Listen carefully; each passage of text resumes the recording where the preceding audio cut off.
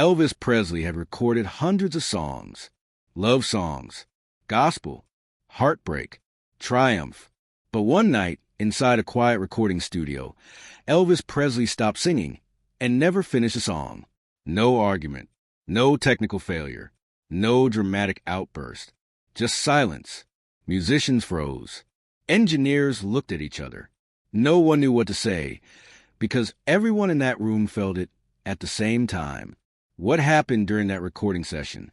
Why did Elvis lower the microphone and walk away without a word? Stay with us until the end, because this story reveals a moment when even music couldn't carry what Elvis was feeling. The studio lights were low, warm, familiar. Elvis liked it that way. He stood at the microphone with his headphones on, eyes closed, one hand resting lightly on the stand. The band was ready. The room was settled. Everything was exactly how it should be. "Roll it," Elvis said softly. The tape began to spin. The opening chords filled the room, slow, restrained, aching. Elvis leaned in and began to sing, his voice controlled but heavy with something unspoken. For the first few lines, it worked. Then his voice wavered. Not off-key, not weak, just uncertain. Elvis stopped. The band kept playing for a second, then faded out.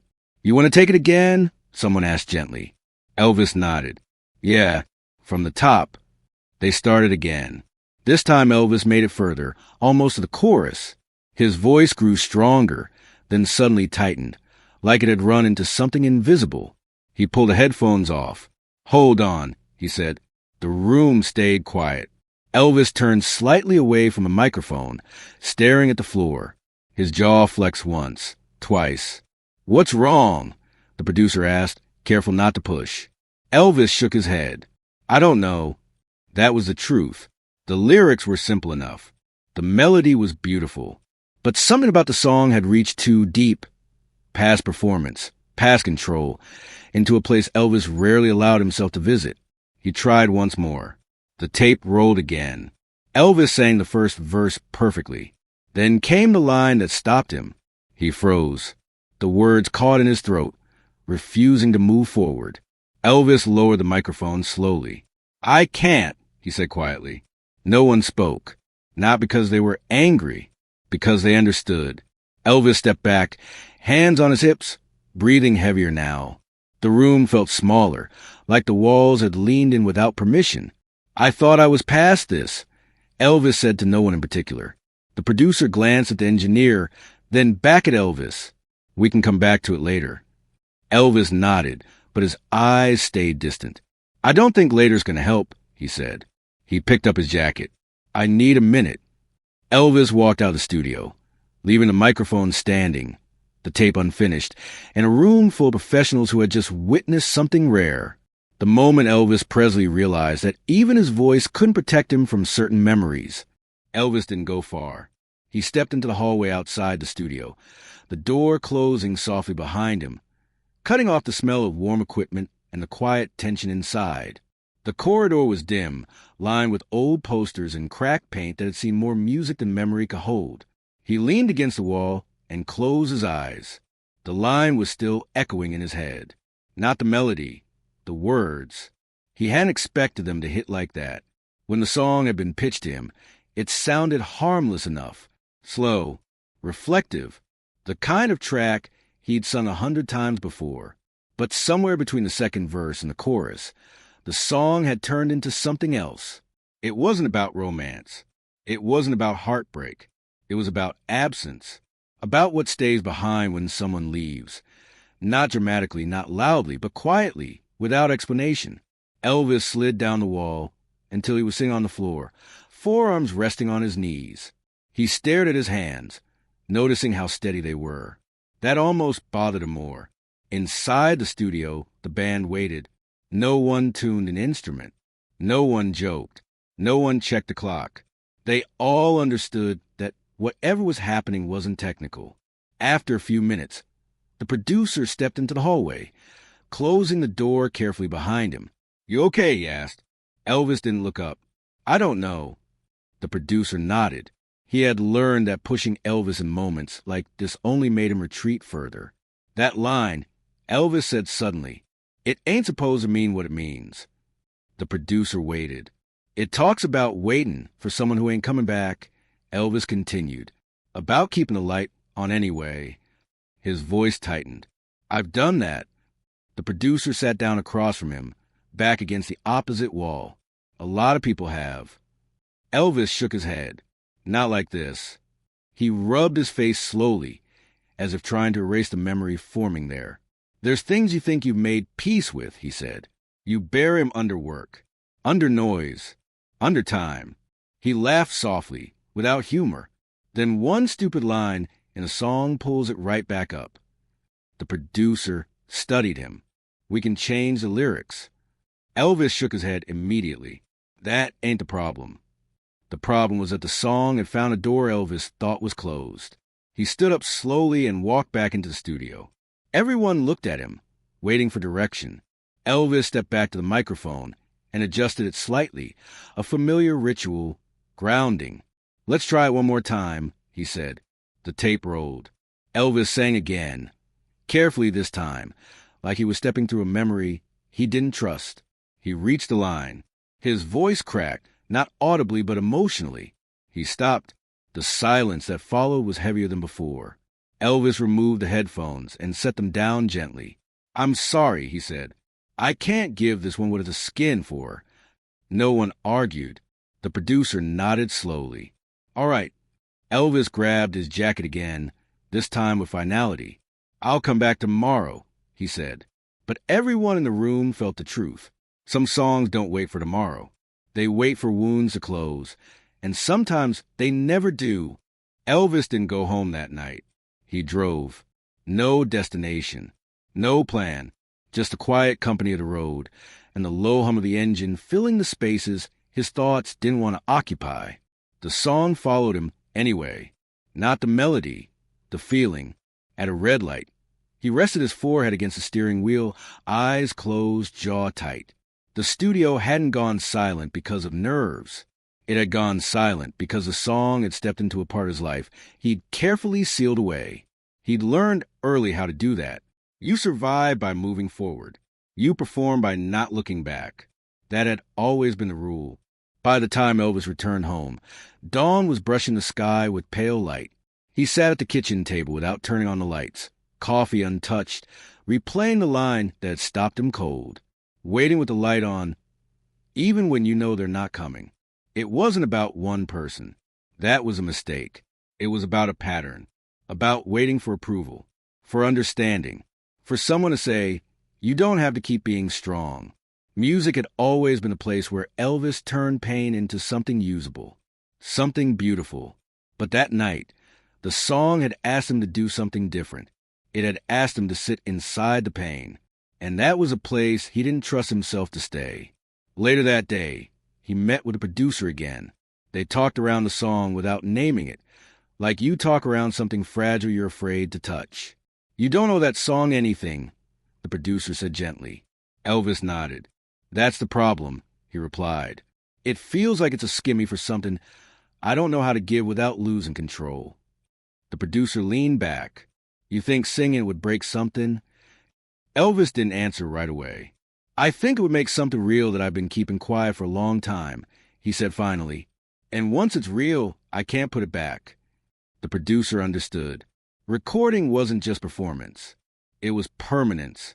Elvis stood up and walked toward the window, looking out at nothing in particular. There's things I can sing about, he said. Heartbreak, regret, loss. He paused. And there's things I live with, he added. Those don't belong on tape. The song was shelved quietly. No announcement, no explanation. It became one of those stories musicians tell each other in lowered voices. The track that almost was, and for Elvis, that was enough. Because some memories aren't meant to be captured. They're meant to be survived. The studio stayed quiet about the song. Not officially, not deliberately. It simply stopped being mentioned. Elvis returned for other sessions. Different tracks, different moods, up-tempo numbers, safer ground, music that moved forward instead of inward. Everyone followed his lead. But the absence of that song lingered, not like a failure, but like a room no one walked into anymore. One afternoon, during a break between takes, a young engineer glanced at the empty music stand where the lyrics had once been clipped. "Still shelved?" he asked softly, unsure if the question was allowed. Elvis didn't look up from his coffee. "Yeah." There was no anger in his voice, no regret, just certainty. The engineer nodded and walked away. Elvis noticed how easily people accepted it, how quickly the industry learned when not to push. That, in itself, unsettled him, because it meant they could sense the line, even if they didn't know why it was there. Later that night, Elvis stayed alone in the studio after everyone had gone. The lights were dimmed, equipment covered, the room stripped of its usual purpose. He stood where the microphone had been, imagining the words hanging in the air again. He didn't sing them. Instead, he spoke them once, barely above a whisper, and felt his chest tighten all over again. That was when Elvis understood something important. The song wasn't unfinished because it lacked courage. It was unfinished because it required a different kind of courage, the kind that didn't come with applause.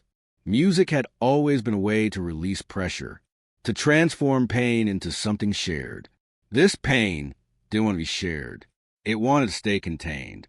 Elvis turned off the lights and walked out, leaving the studio darker than usual behind him.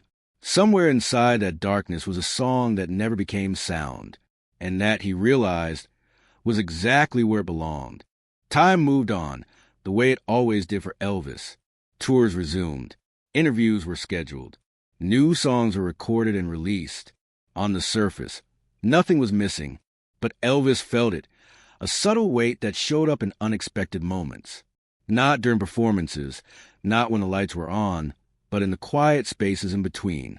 He found himself avoiding certain melodies, certain tempos, songs that slowed down just enough to invite reflection. During rehearsals, if a track leaned too heavily into longing, he'd redirect the band without explanation. "Let's keep it moving," he'd say. "Pick it up a bit." No one questioned him. They didn't need to. Late one night, while flipping through old demo tapes in his room, Elvis came across a rough instrumental version of the unfinished song. Just piano, no vocals. He sat on the edge of the bed and let it play. Without the lyrics, it felt safer, almost gentle. But even stripped of words, the emotion lingered, like a shadow that refused to leave the room. Elvis stopped the tape halfway through. He knew then that the song hadn't disappeared. It had simply moved. It lived now in the pauses between conversations he didn't finish, in the phone calls he ended too early, in the letters he never wrote. Music had always been his way of telling the truth without saying it outright. This truth didn't want a melody. It wanted privacy. Elvis placed the tape back in its case and slid it to the bottom of the drawer, beneath contracts and schedules and things that demanded his attention. He lay back on the bed and stared at the ceiling. For the first time, he didn't feel guilt for walking away from song. He felt relief, because not everything meaningful had to be recorded to matter. Some things shaped you simply by being acknowledged, even if only once, in a room that went silent. And Elvis realized something quietly, without drama. The song had done its job. It had shown him where the line was, and given him permission not to cross it. Years later, Elvis would barely remember the melody. He couldn't hum it, couldn't recall the exact chord progression, but he never forgot the feeling. It surfaced in moments when he least expected it. Sitting alone after a show, staring at his reflection in a hotel mirror, driving at night with the radio turned low, listening to someone else sing a line that landed just a little too close. He had learned how to avoid that place, but he had never erased it. The unfinished song became something else over time. Not regret, not a failure, but a marker. A reminder that there were parts of him that didn't belong to the audience, the studio, or the legacy people were already building around his name. Sometimes, late at night, Elvis would think back to the studio, the microphone waiting, the room holding its breath, the moment when everyone realized silence was the only honest take. He didn't wish he'd finished the song. What stayed with him was the understanding it gave him, that even someone whose life was defined by sound could need quiet, that not every truth had to be turned into art to be real, that survival didn't always look like expression. Sometimes it looked like restraint. In a career built on giving pieces of himself away, that night taught Elvis how to keep one piece intact. And that was no small thing. The song was never recorded, never released, never spoken about publicly. But it lived on, not on tape, not on vinyl, but in the choices Elvis made afterward, in the songs he did sing, in the moments he walked away instead of pushing through. Somewhere buried deep beneath the legend was a night when Elvis Presley chose silence over sound. And in that silence, he protected something that fame could never give back: